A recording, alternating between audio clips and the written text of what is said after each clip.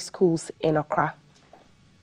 Since last year, caterers have appealed to the School Feeding Secretariat to increase the 97 pesos allocation for each child to 3 cedis and pay monies owed them by the government. According to them, they are making huge losses from cooking hot meals for the children at the current price allocation. Therefore, they will cook until the government meet their demands. On Tuesday, GBC News visited Kanda Cluster of Schools, Nima Cluster of Schools and the St. Kizito RC Basic School at Nima, all in Accra. At the Nima Cluster of Schools, the Director of Ghana Education Service at the Ayawaso East Municipality, Madam Adiza, who spoke to the news team off camera, said there has not been any communique from the Ghana School Feeding Program and caterers are yet to resume work. She also gave the assurance that by next week, the caterers will resume work in their various schools.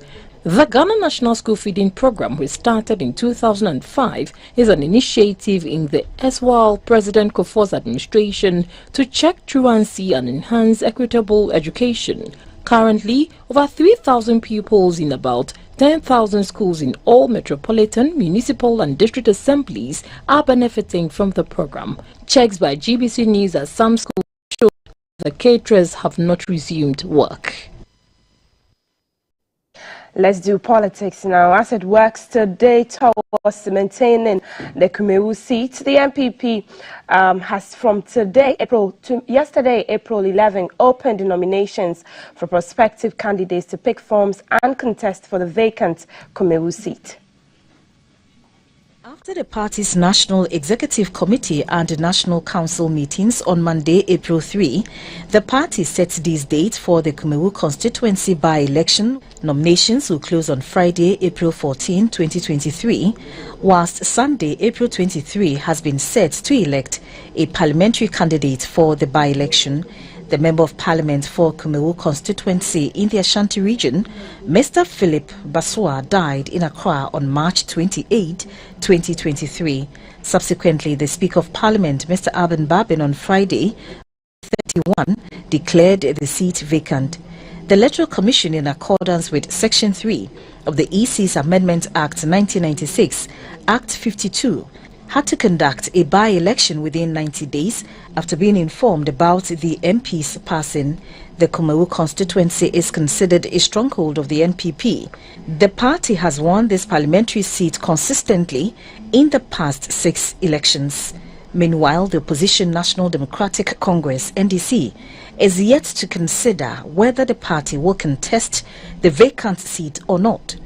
The Director of Administration at the party's headquarters in Accra, Mr. Emmanuel Samba Zumaper, told GBC News that the NDC would take a decision on the subject at a meeting tomorrow. Though a safe seat for the Elephant family, some political watchers think the NDC can pull a surprise in this by-election. Wednesday, April 12, 2023 remains a critical day for economists, including Ghana, in clearing the last hurdle needed to get the Paris Club members and China to quicken the pace of restructuring their debts. The creditor committee meetings will discuss issues regarding the common debt framework, which seeks to bring all debt-ridden countries and creditors on a common platform to give them fiscal space to go through the debt restructuring process. Ghana's Finance Minister, Mr. Ken Ofori-Atta, is in Washington, D.C. and leading Ghana's delegation. Wednesday, April 12, 2023 can be described as a make-or-break affair for countries that are seeking for debt restructuring, including Ghana, Zambia, and Ethiopia, Rwanda, and several other countries.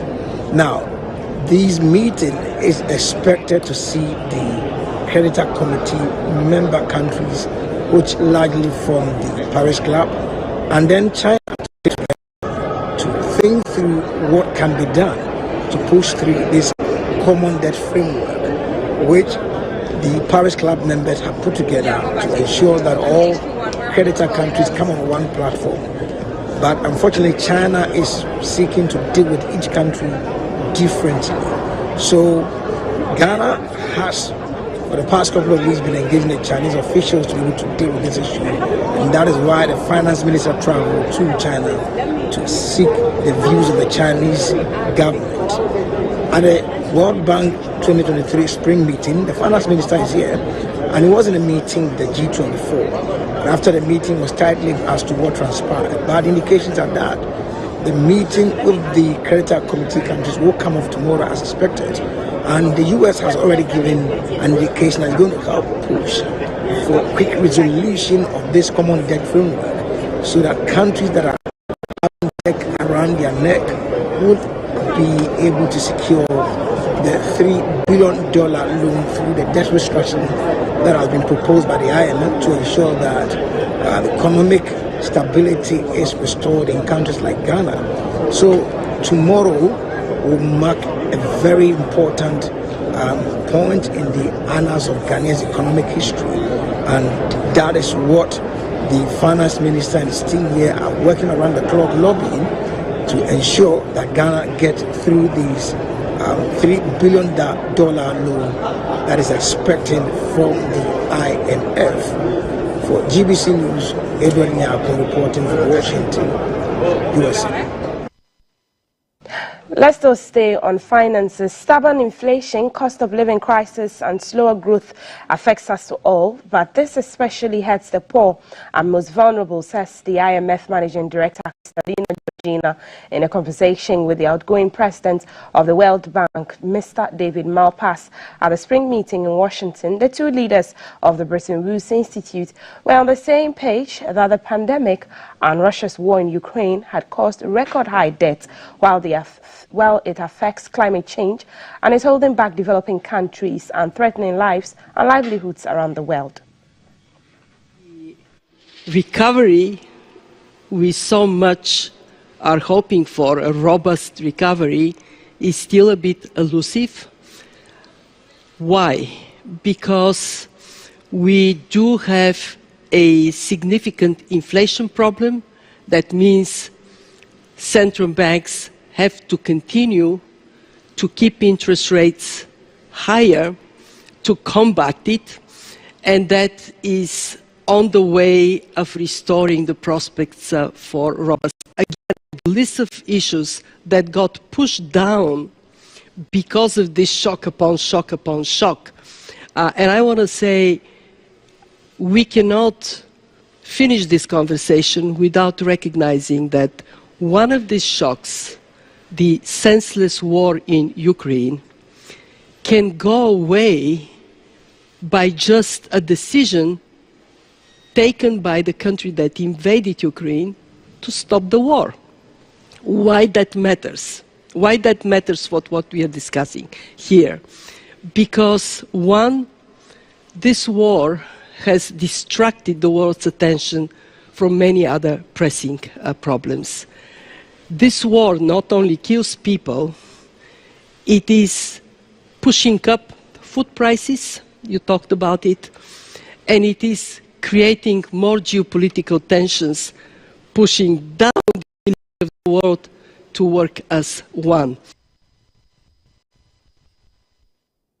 Now, away from Washington, D.C., the Ghana Meteorological Agency has recruited 250 personnel to help live up its mandate. Now, gaps in the country's meteorological observation network and service have partly been attributed to shortfall in staff strength.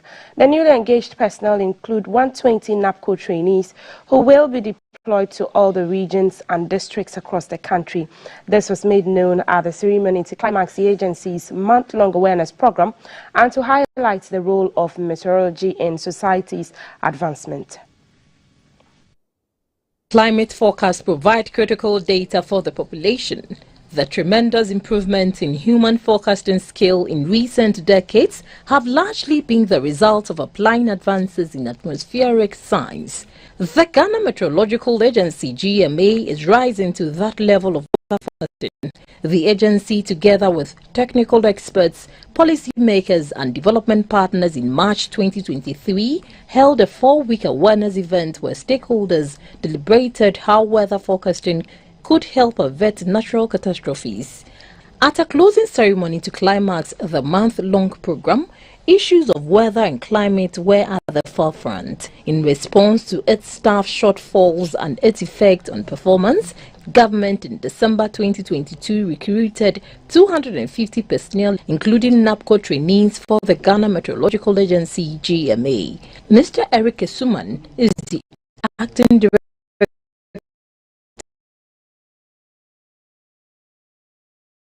General of the Ghana Meteorological Agency.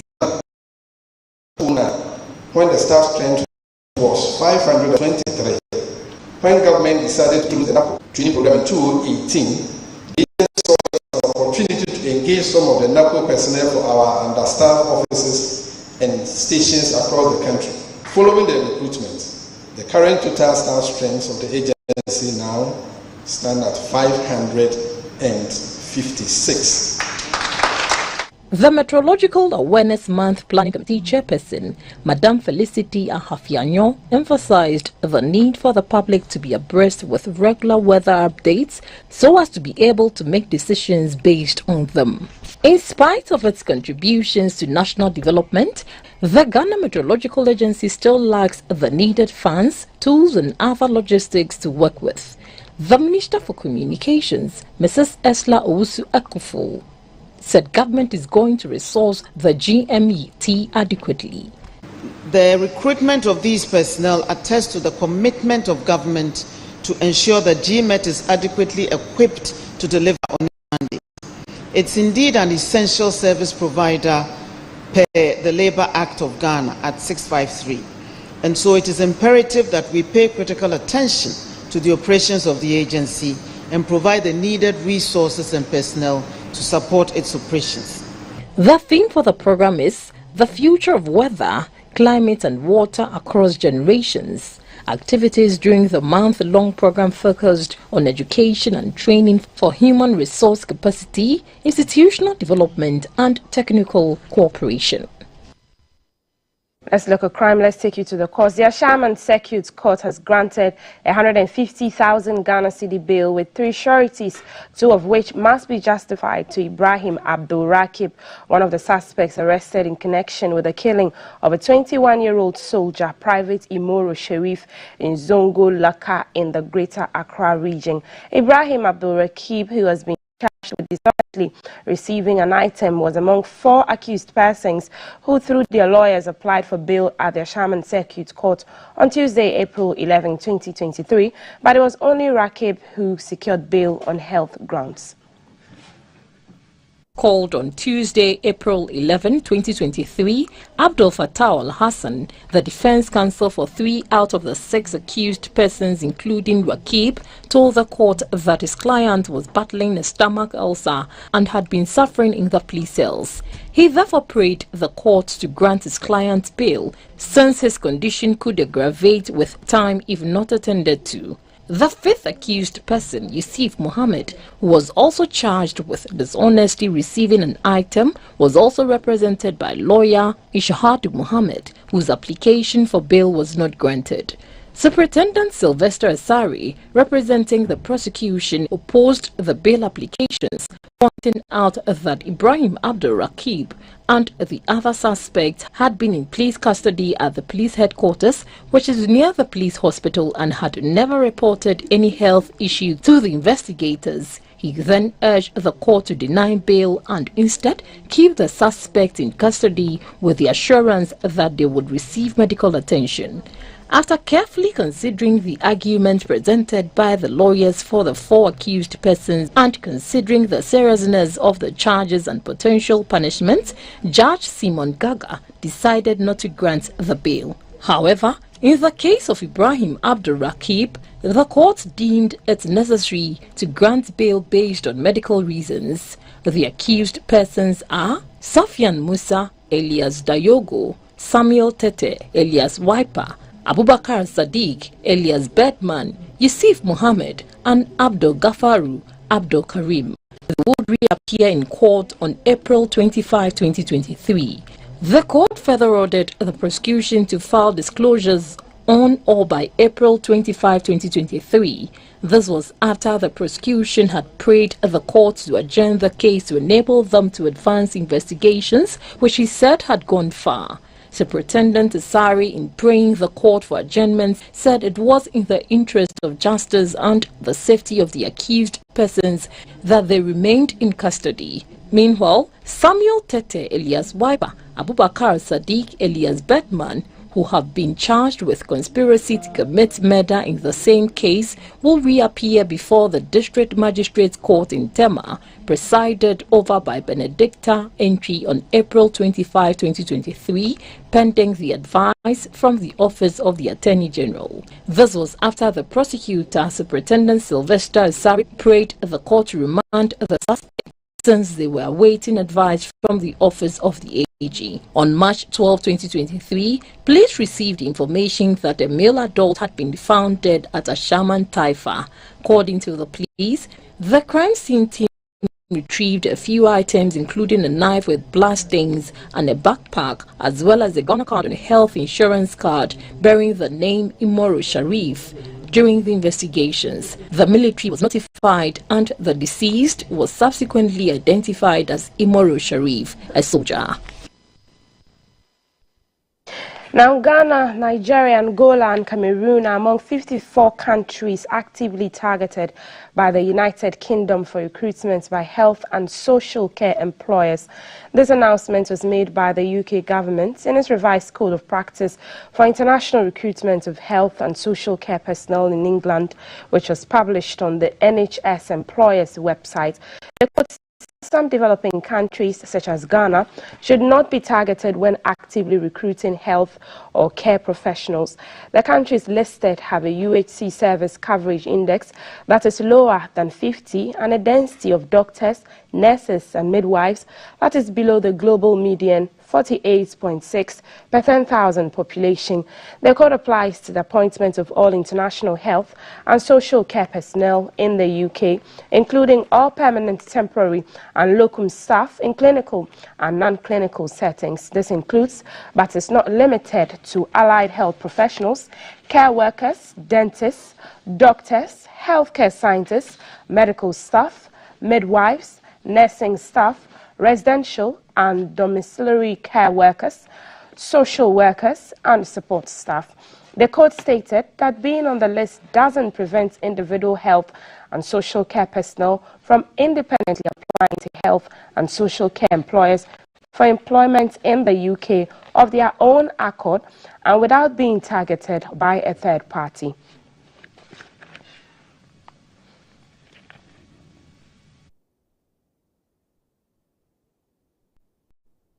Let's take you back to matters around Ghana's IMF and the debt issues. IMF's managing director, Kristalina Georgieva, has called on wealthier nations to support Ghana and other weaker economies to help them liberate themselves from the huge debts.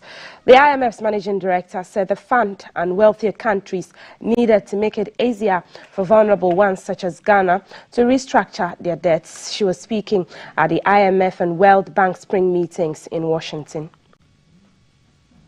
The 1 week of meetings in Washington, D.C. in the United States of America comes up at a time when low-income countries, LICs, are battling extreme debt pressures worsened by the COVID-19 pandemic and Russia's invasion of Ukraine.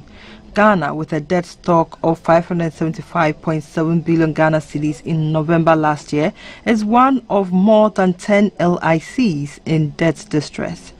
The call by the IMF to wealthier countries is to help minimize the effects of the debt crisis on lives and livelihoods of low-income countries.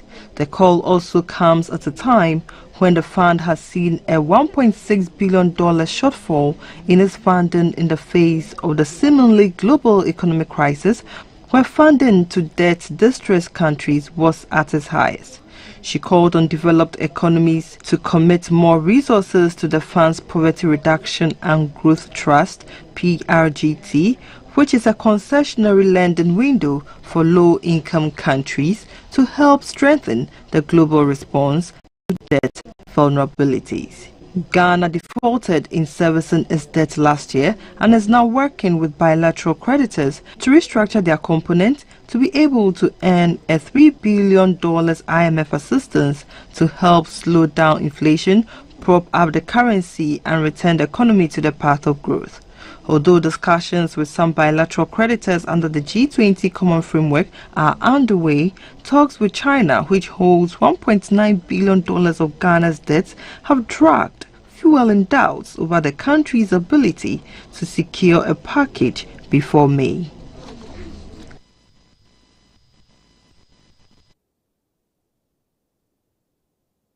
And the International Monetary Fund, IMF, says United Kingdom will be one of the worst performing major economies in the world this year.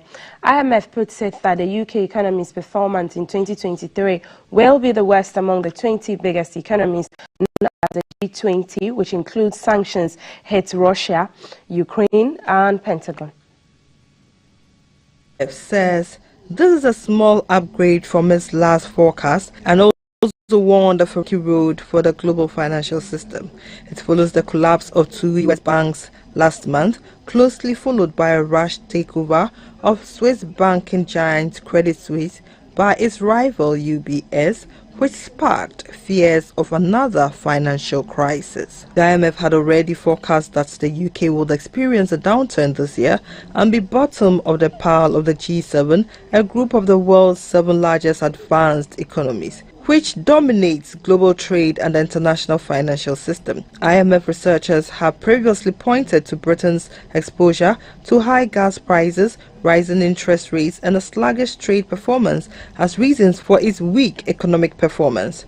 Responding to the latest IMF prediction, Chancellor Jeremy Hunt said the country's IMF growth forecast have been upgraded by more than any other GF country. A number of forecasters think the chances of a recession in the UK this year are declining. An economy is usually said to be in recession. It shrinks more than 2 consecutive 3-month periods. However, the Bank of England Governor, Mr. Andrew Bailey, also said recently that he was much more hopeful for the economy and it was no longer heading into an immediate recession. Away from business news, let's take you to the international front. Leaked Pentagon documents appear to reveal a sensitive conversation between high-level South Korean officials on whether to send weapons to Ukraine. Report says the secret documents suggest that the U.S. has been spying on its decades-old ally, South Korea. It was in a leak that includes information about the war in Ukraine, as well as on China and U.S. allies. Potential to upset South Korea's relationship with both the U.S. and Russia. South Korea says it is investigating the leak, but has insisted that it is impossible to intercept private conversations inside its presidential office, and that this discussion could not have taken place in its private underground bunker. Washington has been scrambling to trace the source of the leaks, which the Pentagon says is a serious risk to national security. The leaked document appears to show that South Korea was torn over whether to sell ammunition that could be used by Ukraine. Washington has been pushing Seoul to arm Kiev, but it has so far resisted, citing its policy not to supply weapons to countries at war. Last year, South Korea agreed it would sell artillery shells to the U.S. to replenish its stocks, which have been depleted by the war in Ukraine. As part of the deal, Seoul insisted that the U.S. had to keep the shells for itself and not be diverted onto Kiev. The leaked reports show the government was concerned about the deal and suspected the U.S. might indeed pass the artillery onto Ukraine. It detailed a sensitive high-level conversation from March 1, 2023 between two of South Korean President Yoon Suk-yeol's senior national security advisors. President Yoon's Foreign Affairs Secretary, Yi Moon-hui, reportedly told the then National Security Advisor, Kim Song-han, that the government was mired in concerns that the U.S. would not be the end user of the ammunition. They were also worried that President Biden could call President Yoon directly about the issue, and that if South Korea were to change its policy on providing weapons to Ukraine, it could look as though it had been pressured by the U.S. According to the document, South Korea's National Security Advisor, Mr. Kim, then suggested they could sell shells to Poland instead. giving that getting the ammunition to Ukraine quickly was the ultimate goal of the United States. Now let's look at how the Ghana cedi is performing in the interbank rates and the commodities market.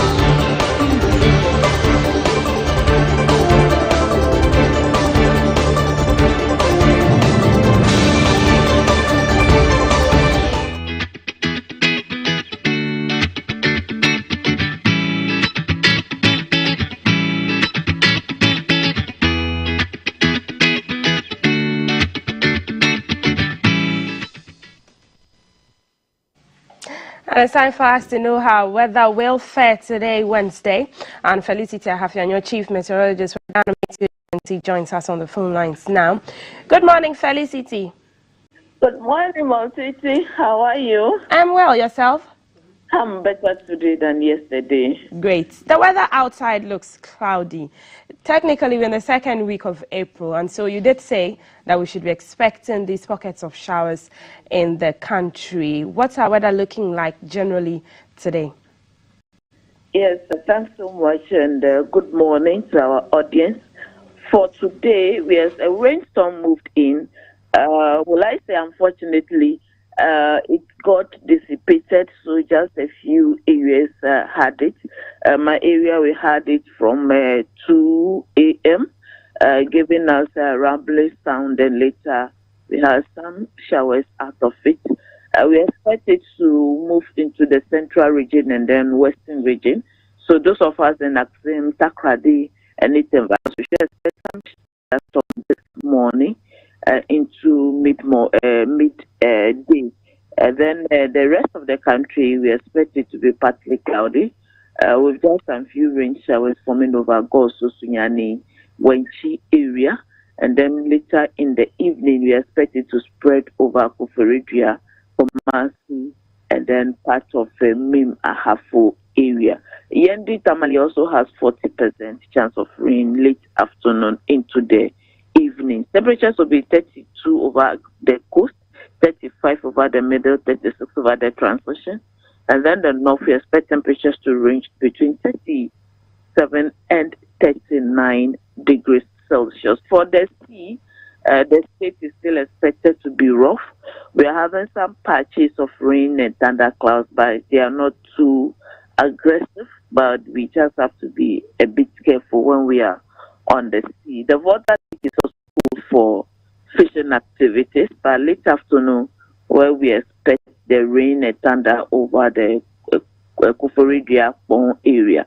So we also, and then part of Yeji is also earmarked for some thunderclouds this late afternoon to the evening hours. So they just have to watch out and then protect themselves. So this is how we're expecting it to be for today. Thank you so much, Felicity Ahafianyo. Outgoers won't be happy if it rains in their area, but the farmers and the fisher folk will be happy because bumper harvest. And I do know that we have a lot of viewers in Yendi. When I went there last month, a lot of them came up to me to appreciate what we do here at GTV Breakfast. And Felicity did say that 40% chance of rainfall in Yendi and Tamale. That's for Tamalinama.